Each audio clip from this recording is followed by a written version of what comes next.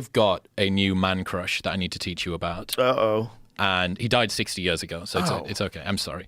So, Jamie, I think this guy might have the best top paragraph Wikipedia description in history. Can you just Google the unkillable soldier, and you'll see a Wikipedia entry at the top. Is this a real human? Real human. When did he live? 1880 until about 1960 or so. So he went through... Ooh, he's Sisu. No? Sir Adrian Carton. Sir Adrian. No, in the beginning of the movie, that's the legend. Yeah. Maybe it's not a real guy. But well, Sisu's a Scandinavian movie, isn't it? No, it's a British who guy. made it? It's a good British. Is it Swedish? Who made Sisu? Did you see Sisu? No, bro. What is it? It's amazing. What is it? It's John Wick in World War II.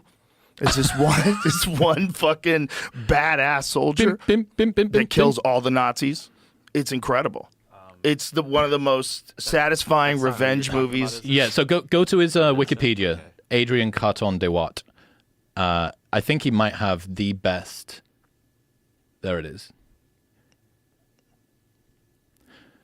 Lieutenant General Sir Adrian Paul Ghislaine Carton de Watt was a British Army soldier officer born of Belgian and Irish parents. He was awarded the Victoria Cross, the highest military decoration awarded for valour in the face of the enemy in various Commonwealth countries. He served in the Boer War, First World War and Second World War. He was shot in the face, head, stomach, ankle, leg, hip and ear, was blinded in his left eye, survived 2 plane crashes, tunnelled out of a prisoner of war camp and tore off his own fingers when a doctor declined to amputate them. Describing his experiences in the First World War, he wrote, "Frankly, I had enjoyed the war."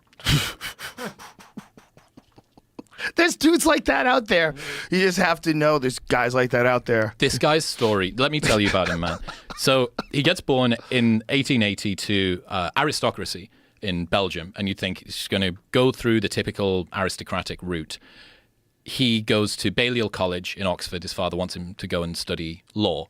And you think, right, that's the end of the story there. At 19, he decides that he wants to go and see war, sneaks away without telling his father, and literally offers himself to either the Boers or the British. The British take him. So holy shit. He was like, I just want to be in war. Holy shit. His father doesn't know. So he's away in war. He gets shot in the leg and the groin, gets shipped back home. His father says, "What? You were supposed to be in university. You've now been shot." He's, okay, well, I'll bless this new military campaign you want to go on. He says, "I want to be redeployed." Gets redeployed again to South Africa. He was at the head of the Camel Corps, which was literally a group of people who rode into battle on camelback. So he gets shot. He gets shot in the ear and then in the eye, and then a bullet ricochets and hits him in the same eye again while he's leading these guys into battle. He gets sent back home. The British military say he wants to go out on the First World War. He wants to go to the front lines of the First World War now. But they said, we can't send a guy with one eye out there because it's going to look like we've got really weak soldiers. So they give him a glass eye and say, the only way that you can go back out is if you wear this glass eye. And he says, oh, okay. In the taxi leaving the hospital, he takes it out, throws it out of a window and starts wearing an eye patch. The first battle that he's in, when he rejoins the army in World War I, a piece of shrapnel explodes his hand, and all that's left are 2 fingers hanging on by the skin of the palm of his hand, and his watch actually embeds itself in his arm too. So this is the first thing that he's encountered again. Goes to the field hospital. The doctor declines to amputate the fingers, so he just rips them off in front of him because he's in so much pain. The arm then has to be amputated. So he says to the guys again, I want to be redeployed. They're like, you are now a one-eyed amputee. I want to be deployed. Battle of the Somme, his next battle that he goes into. There's reports from other soldiers seeing Carton de Watt running into battle, pulling the pins out of grenades with his teeth, throwing them at the enemy and reloading a revolver with one hand. So this guy is a single-armed killer. During that, he gets shot through the back of the head. Through the head. Doesn't die. In subsequent battles, he got promoted for 24 hours before he threatened to punch his superior and then got demoted again. So he's just like this totally wild dude. Anyway, he goes through this series of different difficult military exposés. He takes over 3 squadrons who don't have a commanding officer. None of them have any communication. So he, this one-armed, one-eyed guy, decides to run back and forth between the 3 different companies, communicating his own orders. Rather than using a messenger, he just does it himself. That was what he got the Victoria Cross for, which is our equivalent of the Medal of Honor. During this time, he shot a bunch more. You think, right, okay, this guy's just led the most insane campaign through the Boer War and the First World War. Time for him to retire. Wrong. 60 years old, in 1940, he gets conscripted and drawn back up to help run secret missions. So his first mission, one of his first missions, he gets shot down in a fjord going toward Romania.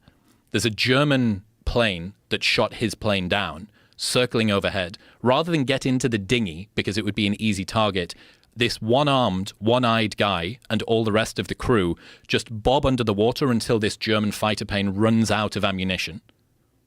That goes away. He finally gets picked up. Second time he goes up in a plane, this plane crash lands and he swims to shore carrying a injured comrade who survives, one arm, but swims carrying this other dude, gets captured by the Italians.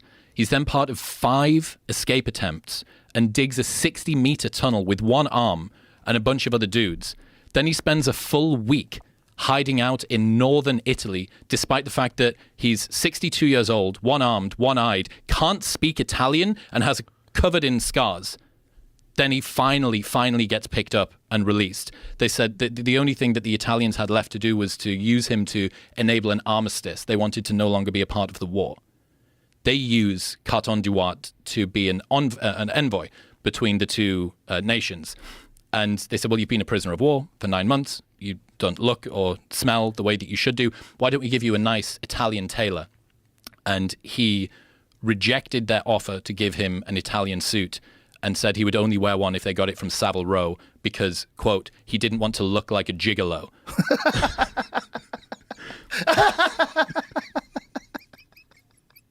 This guy's a human badger. He's 31 medals, shot nearly as many times, got used. He insulted Mao.